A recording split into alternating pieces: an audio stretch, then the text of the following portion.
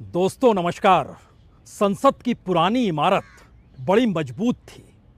उसके भीतर जो भी आवाज उठती थी उसकी गूंज पूरे देश में सुनाई देती थी और इस देश के तमाम संवैधानिक संस्थाएं पार्लियामेंट के भीतर की आवाज से अक्सर डोल जाती थी।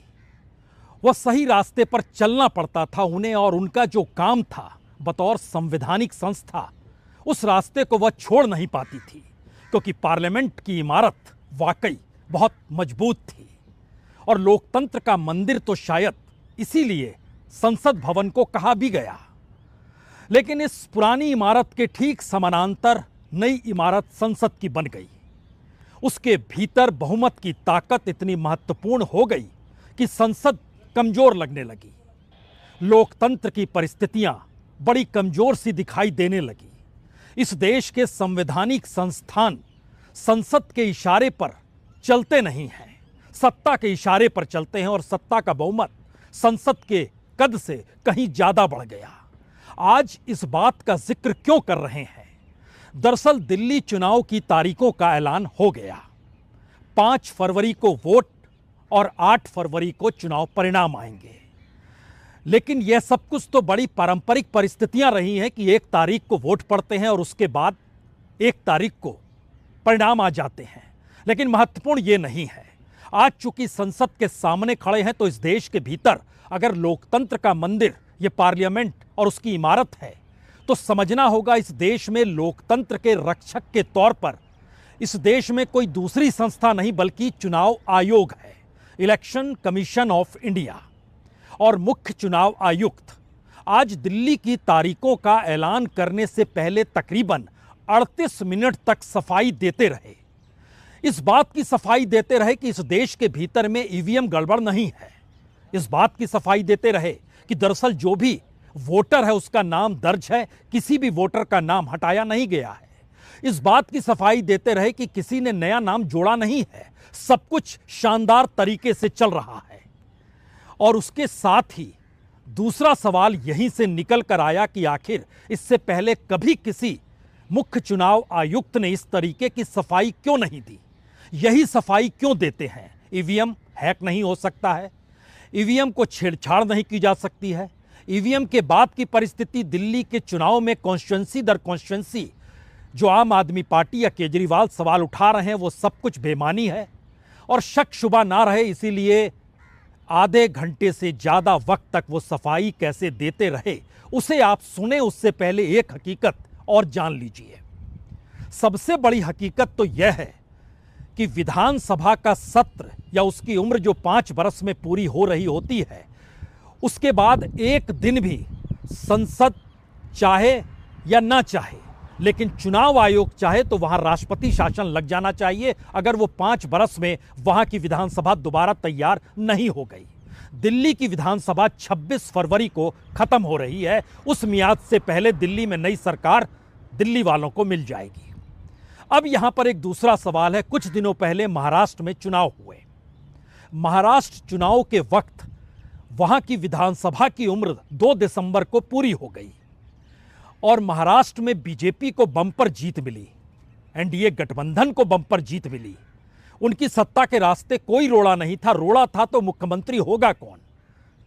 कहीं आपस में चीजें उलझ तो नहीं जाएंगी? तो ऐसे में जो मियाद होनी चाहिए कॉन्स्टिट्यूशनली और इस देश की पार्लियामेंट्री डेमोक्रेसी के तहत, वह तारीख भी बीत गई। 3 तारीख को मुख्यमंत्री का ऐलान हुआ, 10 तारीख को शपथ ग्रहण हुआ, यानी मियाद के बाद की परिस्थिति और इलेक्शन कमीशन खामोश रहा, उसे कोई फिक्र नहीं पड़ी।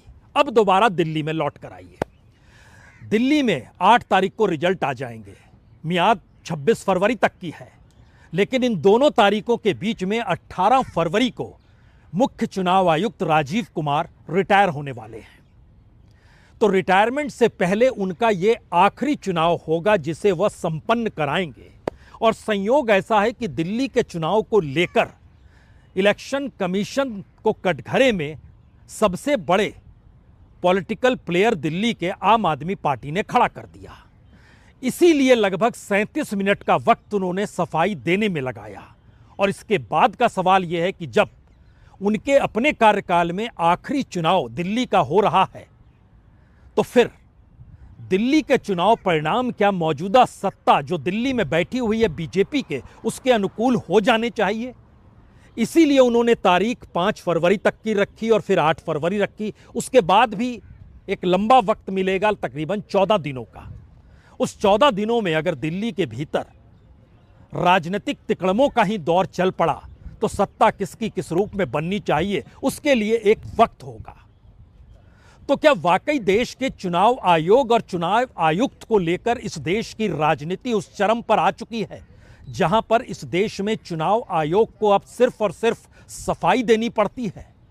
यानी लोकतंत्र के रक्षक के तौर पर चुनाव आयुक्त की मौजूदगी, हमें लगता है आज बात इसी से शुरुआत कर रहे हैं कि इस देश के भीतर चुनाव जो लोकतंत्र के पहचान के तौर पर है, उसमें चुनाव आयुक्त की इन बातों को शुरू में आप गौर कर लीजिए। ये मेरी ऐसी आखिरी प्रेस कॉन्फ्रेंस भी है।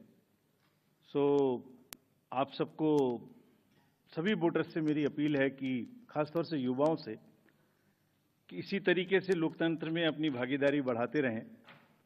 बहुत ही सुंदर बगिया है, इसको अपने वोट से हमेशा सजाते रहें।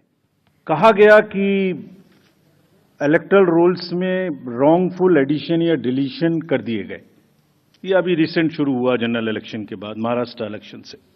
अभी दिल्ली में भी चल रहा है लगातार यही बात। तो आप पूछेंगे, इससे पहले मैं खुद वो प्रश्न दे रहा हूं जो आपके मानस में हैं और सबके मानस में फैला दिए गए हैं। ऐसा भी कहा गया है कि कोई ग्रुप्स को टारगेट कर दिया जाता है, किसी के नाम काट दिए जाते हैं, किसी लोकेलिटी से नाम काट दिए जाते हैं। मैं आज सब बताऊंगा कि ऐसा हो सकता है क्या, ऐसा क्यों नहीं हो सकता। कहा कि कुछ कॉन्स्टिट्यूएंसीज में 50-50 हजार वोटर बढ़ा दिए गए, वहां पर कोई पर्टिकुलर पार्टी जीत गई, इस तरीके की चीजें कही गई।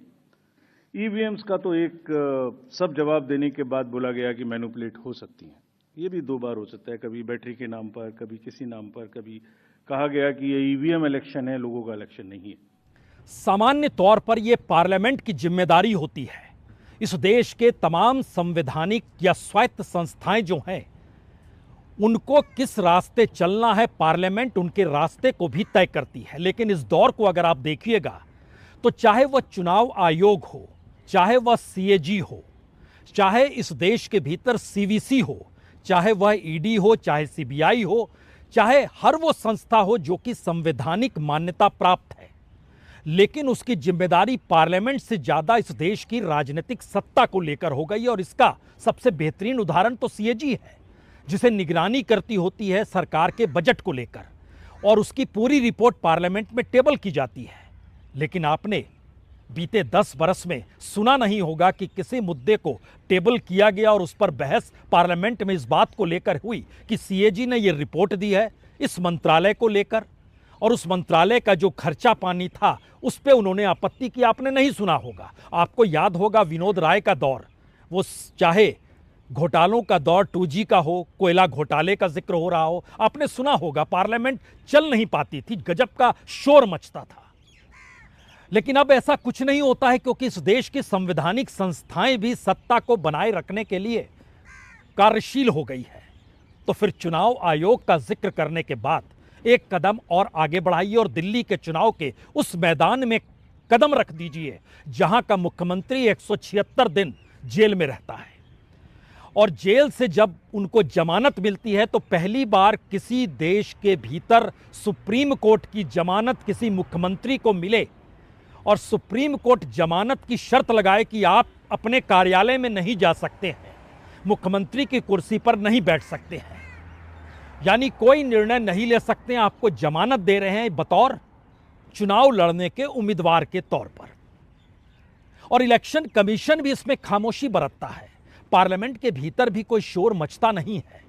यानी एक ऐसी परिस्थिति इस देश के भीतर आकर खड़ी हो जाती है जहां पे सत्ता की ताकत संवैधानिक संस्थाओं के जरिए और पार्लियामेंट के भीतर बहुमत के आसरे एक ऐसी बिसात बिछाती है जिसमें जेल से निकलिए, चुनाव प्रचार कीजिए, लेकिन मुख्यमंत्री की कुर्सी पर मत बैठिए, सचिवालय मत जाइए। और उस दिन दिल्ली की चुनावी बिसात बिछ जाती है। ये तारीख 15 सितंबर की, जिस दिन अरविंद केजरीवाल दिल्ली में खुलेआम ये ऐलान करने से चूकते नहीं, कुर्सी छोड़ रहा हूं, वोट नहीं देंगे, दोबारा सीएम नहीं बनूंगा, वोट देंगे तो सीएम बनूंगा।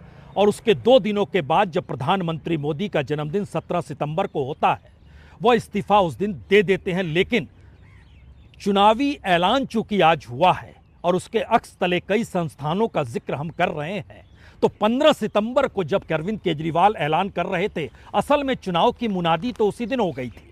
दिल्ली की जनता से पूछना चाहता हूं, मैं देश की जनता से पूछना चाहता हूं कि क्या केजरीवाल ईमानदार है कि गुनहगार है। दोस्तों, 2 दिन के बाद, आज से 2 दिन के बाद मैं सीएम की कुर्सी से इस्तीफा देने जा रहा हूं।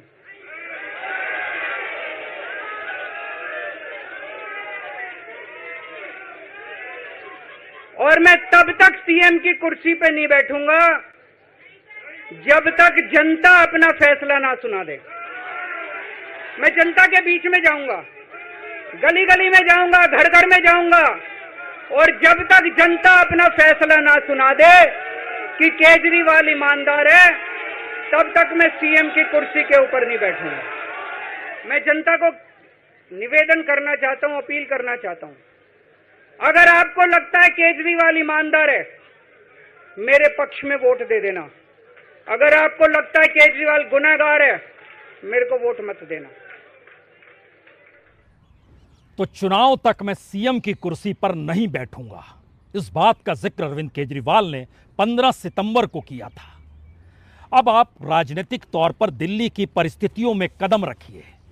आम आदमी पार्टी सामान्य तौर पर पारंपरिक राजनीति करती नहीं थी, लेकिन इस दौर में उसने पारंपरिक राजनीति ही शुरू नहीं की, बल्कि जिन उम्मीदवारों को मैदान में उतारा उसमें बड़ी तादाद में ऐसे लोग थे जो दूसरी पॉलिटिकल पार्टी को छोड़कर आए थे।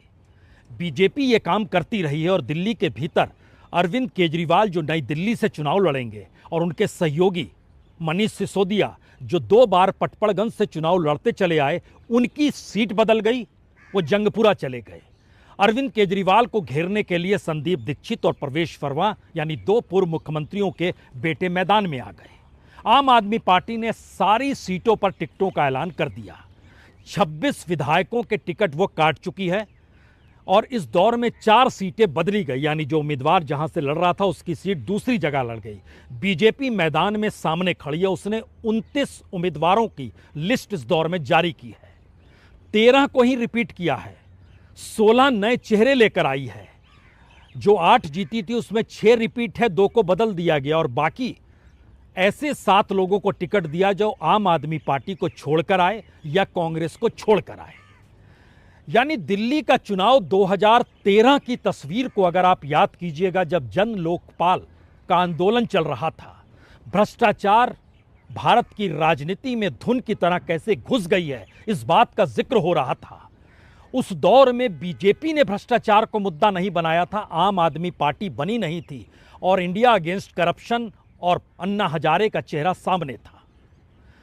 लेकिन कांग्रेस की सत्ता को डामाडोल उस आंदोलन ने किया और उस आंदोलन के बाद 2013 में जो पहला चुनाव परिणाम आया, वह भी एक अजीबोगरीब हकीकत है कि केजरीवाल मुख्यमंत्री बने और समर्थन कांग्रेस दे रही है।